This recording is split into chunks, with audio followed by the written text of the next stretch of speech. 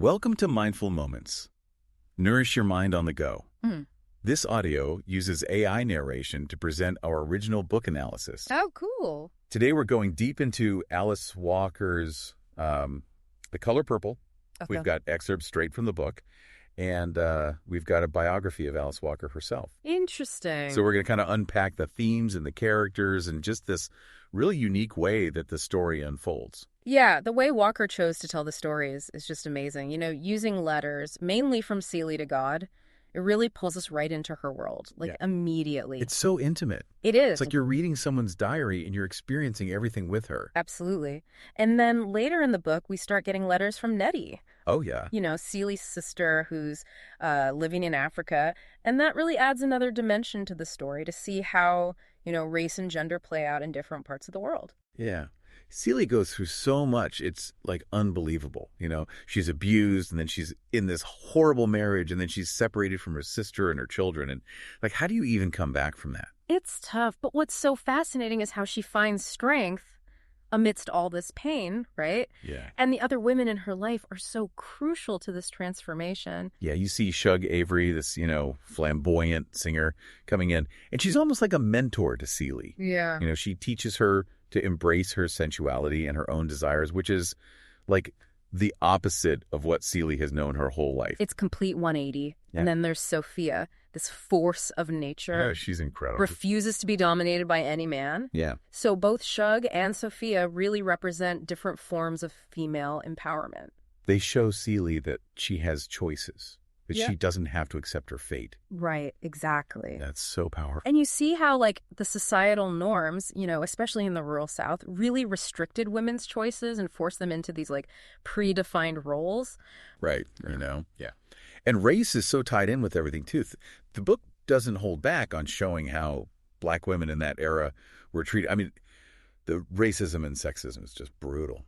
Oh, absolutely. And that scene where Sophia stands up to the mayor's wife. Oh, my gosh, yes. It's, like, so brief, but it just says so much about the power dynamics and the constant threat of violence that Black people faced back then just for, you know, asserting themselves. Just for existing. Yeah, exactly. And it's amazing, though, how even with all that going on, the Black women in the book find ways to resist. They create their own community, their own support system. And you see Celie's relationship with God, which starts out, you know, as kind of fear and distance. Yeah, like this distant figure. And then it becomes something much more personal and empowering. And you've got to give Shug credit for helping with that transformation, you know?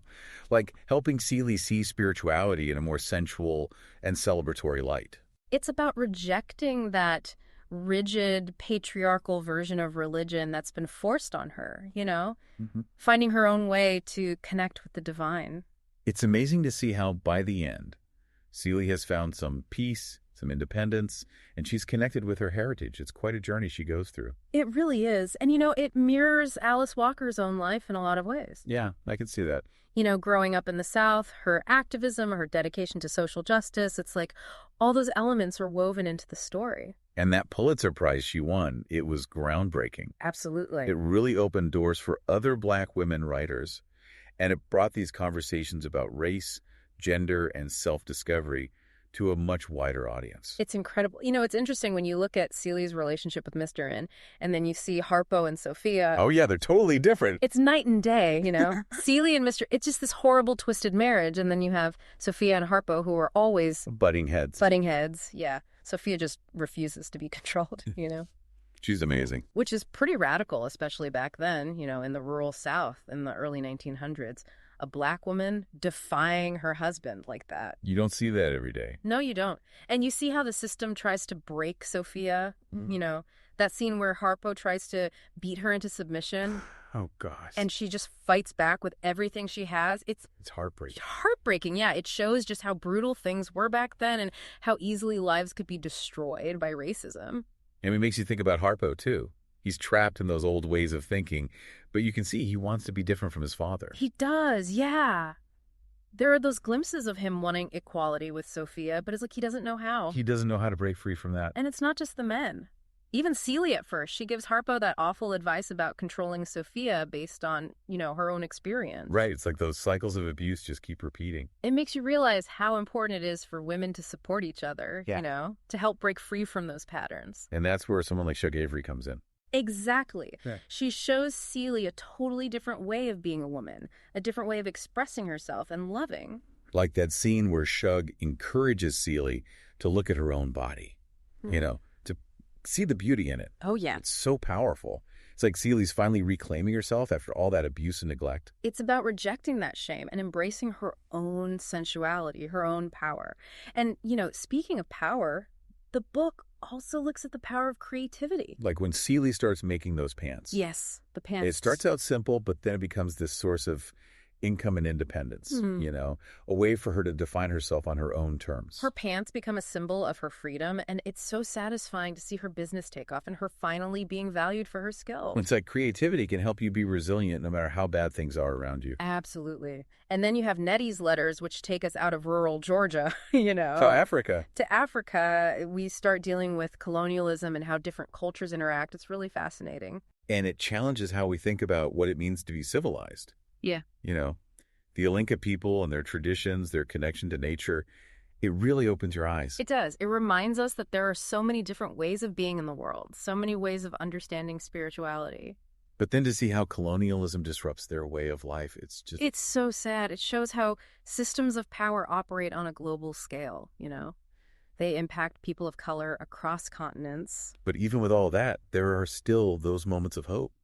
Like when the Olinka people run away and join the Dabellas, those forest people. It's powerful stuff. Choosing freedom over oppression, and then to find out that Celie's children, the ones she thought were sold away, are actually alive and being raised by Nettie in Africa. Oh my gosh, that blew my mind. Ties everything together in this amazing way. It's so surprising and moving. And that final reunion with Celie and Nettie. Oh. I get chills just thinking about it. Oh, it gets me every time. It's like all that pain and separation finally resolving in this beautiful moment of love and connection. And it happens in Celie's own home, too. The house she inherited from her parents. It's like she's finally claiming her rightful place in the world, Finding that sense of belonging and wholeness. And it's not just Celie.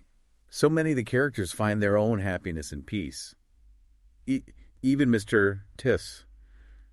You start to see a change in him. Yeah, he starts to appreciate Celie, to see her as a person, and tries to make up for how he treated her. It makes you wonder if anyone can be redeemed. Even someone who has caused so much harm. It's definitely a hopeful ending. It doesn't sugarcoat the tough realities, but it shows how strong the human spirit can be and how we can overcome things and build a better future. It's like The Color Purple gives us this window into a specific time and place, the early 1900s South. Right. But it's so much bigger than that. These themes like resilience and finding yourself and speaking up, they're timeless. They're everywhere. Oh, yeah, I totally agree. Like, Celie goes from being completely silenced to finding her voice and creating this whole life for herself. Exactly. It's like no matter how tough things get, there's always hope. There's always the possibility of change. It makes you think about, what are the things in our own lives that try to keep us quiet? And what does it take to break free? Yeah, great point. And I love how the book doesn't shy away from the messiness of it all, The characters aren't perfect. They make mistakes. They struggle. They're human. Like Mr. Kerming. Yeah. I mean, he does some truly awful things, but then you see this shift in him. It's complicated, but it makes you think about forgiveness and redemption. It does. And then you add in Nettie's letters with her experiences in Africa, and it brings in colonialism and how that affects everything. It's like, whoa, this story's even bigger than I thought. It's like this ripple effect, right? What happens in one part of the world impacts us all. Exactly. The Color Purple is one of those books that stays with you. It makes you think, it challenges you, and it opens your eyes to different perspectives. And it does all that in such a powerful and emotional way. Like it really gets under your skin. Absolutely. If you're looking for a book that will stay with you long after you finish it, this is the one. The Color Purple is a journey, and it's worth taking. If you want to start your own journey with The Color Purple, you can find a link to buy the book in our show notes. And if you want to hear more deep dives like this, be sure to subscribe to our channel. Oh yeah, don't forget to subscribe. And we'd love to hear your thoughts on The Color Purple. Leave us a comment. Tell us what resonated with you. Until next time, keep those minds mindful. And keep diving deep.